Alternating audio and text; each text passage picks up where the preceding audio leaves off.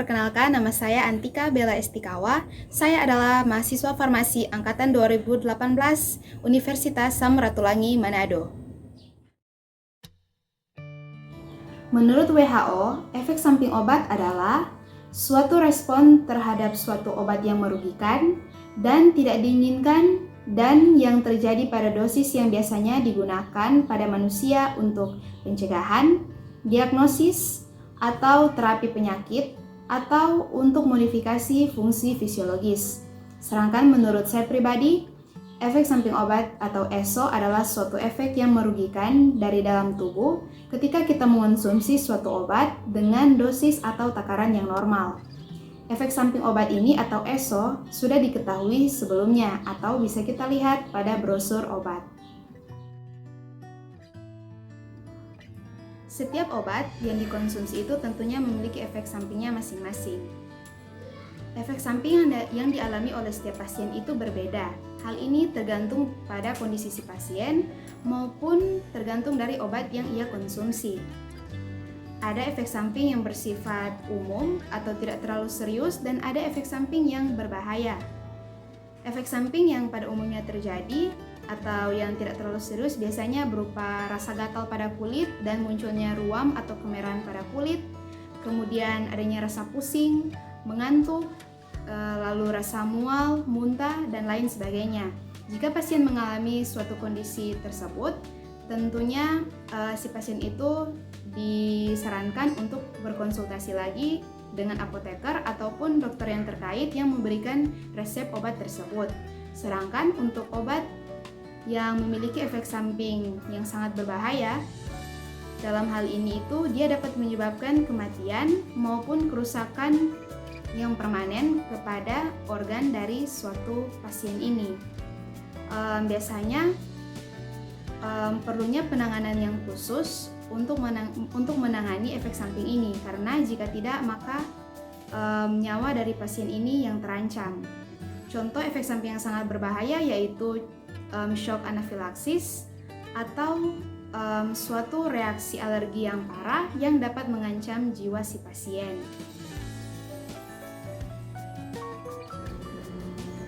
Efek samping dari suatu obat ini bisa muncul karena faktor dari si pasien maupun dari obat yang ia konsumsi. Kalau dari segi pasien itu misalnya dari segi umur, ada yang masih anak-anak ataupun yang sudah lanjut usia.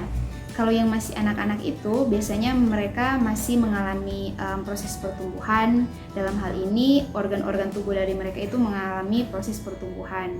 Kemudian kalau lanjut usia, biasanya mereka itu sudah mengalami penurunan dalam kondisi fisik tubuh. Sehingga pada penggunaan obat-obatan itu harus sangat hati-hati karena efek samping yang muncul itu sangat memungkinkan untuk anak-anak maupun lansia.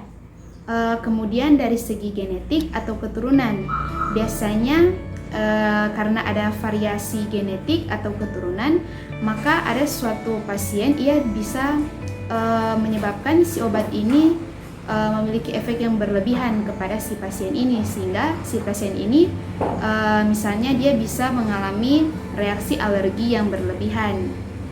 Kemudian dari segi penyakit yang dialami oleh si pasien ini,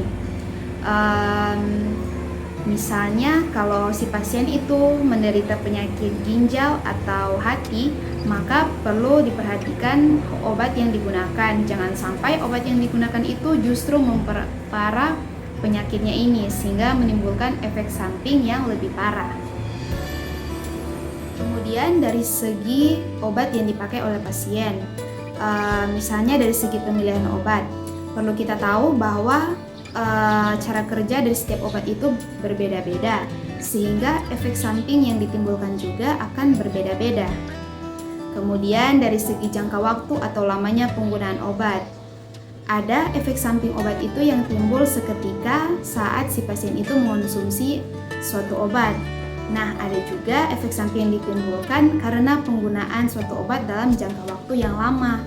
Misalnya pada penggunaan paracetamol. dengan dosis tinggi kemudian dipakai dalam jangka waktu yang lama, itu biasanya dapat menimbulkan efek samping obat seperti kerusakan hati. Kemudian dari segi interaksi obat, atau sederhananya itu ketika dua obat atau lebih yang dipakai secara bersamaan, maka akan timbul suatu efek. Nah, efek ini itu biasanya berupa efek samping. Misalnya pada pasien hipertensi yang mengonsumsi obat captopril, dalam hal ini dia itu merupakan golongan ACE inhibitor, digunakan bersama dengan obat diuretik, misalnya spironolakton. Nah, efek samping yang ditimbulkan itu nantinya akan membuat kadar kalium dalam tubuh si pasien ini akan menjadi tinggi atau meningkat. Cara mengenali efek samping obat dapat dilakukan dengan 5 tahap. Yang pertama, pastikan dosis. Jadi dilihat apakah dosisnya sudah sesuai atau tidak. Tapi biasanya efek samping obat itu terjadi pada dosis atau takaran yang normal. Kemudian yang kedua yaitu verifikasi onset efek samping obat. Jadi di sini dilihat berapa lama waktu dari penggunaan obat untuk pertama kalinya hingga muncul efek samping obat ini. Kemudian yang ketiga yaitu interval waktu. Jadi di sini dilihat kira-kira berapa lama efek samping obat ini berlangsung. Kemudian yang keempat yaitu evaluasi efek samping obat.